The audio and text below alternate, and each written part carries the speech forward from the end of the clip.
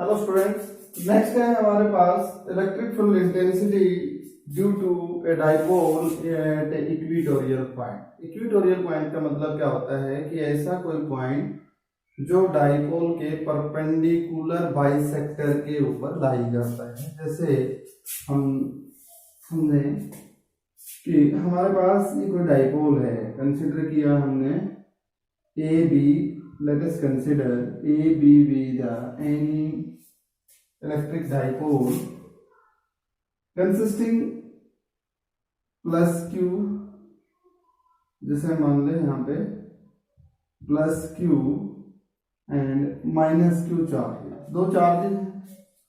O हम इसका mid point assume कर लेते हैं, O भी द मिड पॉइंट। अब इस मिड पॉइंट के ऊपर जो हम परपेंडिकुलर ड्रा करें, कोई भी परपेंडिकुलर लाइन ड्रा करें और इस परपेंडिकुलर लाइन को हम आगे तक बढ़ाएं, तो इस पॉइंट, इस लाइन के ऊपर जहां भी कोई पॉइंट होगा वो पॉइंट क्या बोला जाएगा, इसका इक्वेटोरियल पॉइंट कंसीडर किया जाएगा। तो यहाँ हम एक पॉइंट P कंसीडर कर लेते हैं इक्वेटोरियल पॉइंट, जो कि इस O मिड पॉइंट से एट डिस्टेंस R है, at distance of R situated है। लेंथ ऑफ डाइपोल हमने अज्यूम किया है कितना, 2a अज्यूम कर लेते हैं। और as you know that to find electric field intensity we have place a unit positive test charge point P, where हमें इलेक्ट्रिक फील्ड इंटेंसिटी हमें जहां डिटरमाइन करनी होती है वहां हम unit positive test charge place कर लेते हैं। अब देखें, Again we know that electric field intensity obeys the superposition principle। तो हम क्या करें, electric field intensity due to plus Q charge और electric field intensity due to minus Q charge, दोनों के कारण हम electric field intensity को डिटरमाइन करते हैं। तो पहले हम electric field intensity डिफाइन करें due to plus Q charge। जैसे ये हमारे पास plus Q charge है और इसके कारण हम electric field intensity डिफाइन करें। हमें पता है पॉजिटिव पॉजिटिव को रिपेल करता है, तो ये जो डायरेक्शन होगी इलेक्ट्रिक फील्ड इंटेंसिटी की E1, ये इधर होगी। P से हम इसको कोई भी नाम दे, जैसे अलोंग PQ दिया जा सकता है। सिमिलर वे में electric field intensity due to minus Q charge, minus Q charge के कारण कैसी होगी इलेक्ट्रिक फील्ड इंटेंसिटी, क्योंकि माइनस Q प्लस Q को अट्रैक्ट करेगा, तो इसकी डायरेक्शन E2 होगी अलोंग PB। अब देखें, इफ वी अज्यूम दैट हमारे पास एंगल ये PAO और PBO are theta, then external angle is 2 theta. अब हम यहाँ देखें कि दो इंटेंसिटीज हैं हमारे पास, E1 और E2, दोनों किसी एंगल 2 थीटा के ऊपर एक्ट होती हैं। तो हम इसको आगे पहले लिखते हैं,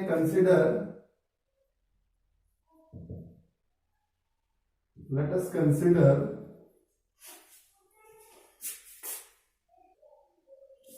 तो जो सिचुएशन हमने डायग्राम में जनरेट की है, डायग्राम में इसको ट्रेस किया है, उसको हम यहाँ पे लिख देते हैं। जैसे कि हमारे पास कोई चार्ज डाइपोल है, उसमें कंसिस्ट करता है प्लस Q और माइनस Q चार्जेस को। O मिड पॉइंट है डाइपोल का, और हमारे पास P with any equatorial point where electrical intensity is to be determined. तो डिटरमाइन इलेक्ट्रिकल इंटेंसिटी प्लस 1 या unit positive test charge at that point. Now next is, अब देखते हैं electric field intensity at point P। Superposition principle को follow करती है electric field intensity, तो इसलिए electric field intensity at point P कितनी होगी, due to plus Q charge.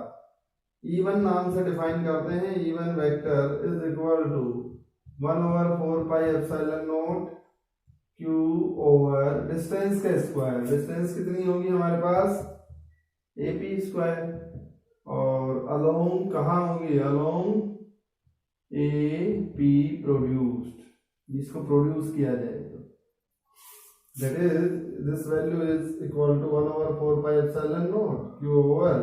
अब हम AP को निकालें, ये R है हमारे पास इतना डिस्टेंस, ये A है, तो राइट एंगल ट्राइंगल में अगर देखें तो ये डिस्टेंस कितनी हो जाएगी, R square plus A square, और उसका स्क्वायर करेंगे, स्क्वायर से स्क्वायर रूट कैंसिल हो जाएगा, ये डिस्टेंस होगी हमारे पास R square plus A square. Similar way में ये भी होगी R square plus A square along AP produce. Electric field intensity, इसको इक्वेशन नंबर 1 नाम दे देते हैं। Electrical intensity due to minus Q charge, minus Q charge के कारण इलेक्ट्रिकल इंटेंसिटी, इसको हम डिफाइन करें E2 vector is equal to 1/4 pi epsilon naught और Q ओवर P से B की तरफ होगी PV square which is equal to 1/4 pi epsilon naught Q over PB square. PB को हम क्या लिख सकते हैं again R square minus A square, ये आ जाएगी अलोंग P से B। अगर हम यहाँ देखें दो इंटेंसिटीज हैं E1 और E2, दोनों ही मैग्नीट्यूड में बराबर हैं, इसको इक्वेशन नंबर 2 नाम दे देते हैं। Equation from equation 1 and 2, E1 vector का magnitude is equal to E2 vector.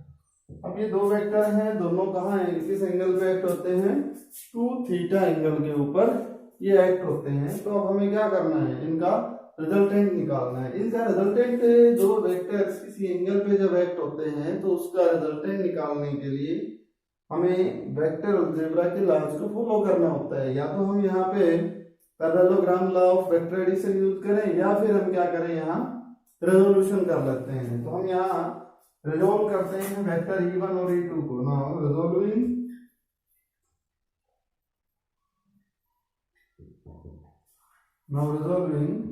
E1 vector and E2 vector in rectangular components.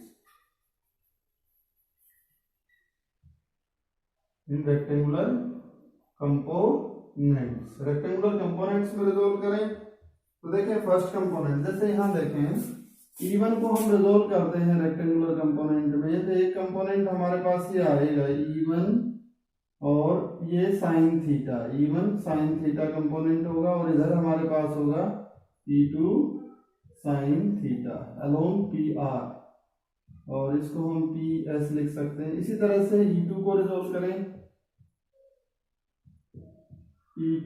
E2 sine theta और इधर ये E2 कोस थीटा आएगा, वही हॉरिजॉन्टल कंपोनेंट है तो कोस थीटा कंपोनेंट आएगा यहाँ, और यहाँ आएगा हमारे पास जैसे ये E2 साइन थीटा। ठीक है, तो रेजोल्यूशन देखते हैं, E1 cos theta E2 cos theta along PR। Second है E1 sine theta along PS।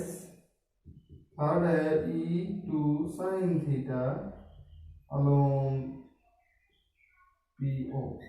PO की तरफ होगा। Since E1 and E2 are equal and opposite, since E1 sine theta and E2 sine theta are equal and opposite, so they will cancel the effect of each other। तो वे एक दूसरे के effect को cancel करेंगे। तो उसके बाद यहां से देखें तो रिजल्टेंट इंटेंसिटी क्या होगी, then resultant intensity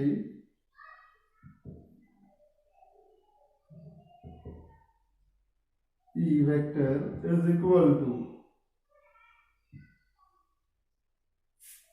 E1 cos theta plus E2 cos theta। Since E1 और E2 मैग्नीट्यूड में सेम है, बराबर हैं, तो हमारे पास कितना आ जाएगा 2E1 cos theta या E2 cos theta। Now in right angle triangle,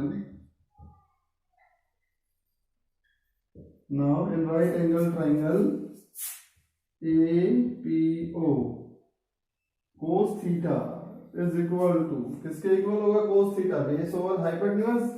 तो cos थीटा की वैल्यू हो जाएगी a, ये बेस होगा, हाइपोटेन्यूज कितना है √r square plus a square. तो इलेक्ट्रिकल इंटेंसिटी की वैल्यू क्या आ जाएगी, इलेक्ट्रिकल इंटेंसिटी E वेक्टर अभी मैग्नीट्यूड में ही निकाल रहे हैं हम, ई वेक्टर का magnitude twice E 1/4πε0 Q over R square minus A square into Q over R square plus A square और under root R square plus A square का अंडर रूट आ जाएगा ए ओवर। अब देखें Q into 2a, ये तो हमारे पास dipole moment बनेगा, नीचे R square plus A square raise to power 3/2 और इसको 1/4πε0 को हम शॉर्ट में के लिख रहे हैं डायरेक्ट कांस्टेंट की तरह, या हम कोलम्बियन कांस्टेंट को 1/4πε0 को के से रिप्रेजेंट करते हैं। अब ये 1 के को हम लिख रहे हैं 1/4πε0 p। अच्छा, उसके बाद देखें यहाँ पे if dipole is very small, if dipole is very small, जब डाइपोल बहुत छोटा है, डाइपोल इज वेरी स्मॉल, जब डाइपोल स्मॉल है तो हम क्या कर सकते हैं, r is very greater than a, और डिनोमिनेटर से हम a को नेग्लेक्ट कर सकते हैं, इसलिए e vector magnitude is equal to 1/4πε0 p over r cube बचेगा हमारे पास।